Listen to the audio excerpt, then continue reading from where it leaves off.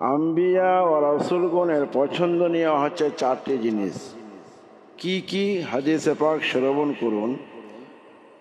عن أبي أيوب قال قال رسول الله صلى الله تعالى عليه وسلم أربع من سنن المرسلين الحياء والتعطر والسواك والنكاح।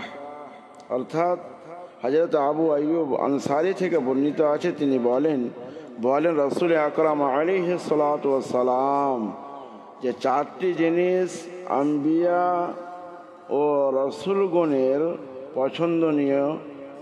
1 নম্বর আল হায়াউ, লজ্জা করা। দ্বিতীয় হচ্ছে খুশবু লাগানো। তৃতীয় হচ্ছে মিসওয়াক করা। চতুর্থ নম্বরে হচ্ছে বিবাহ করা। তিরমিজি শরীফ বিবাহর বয়ান।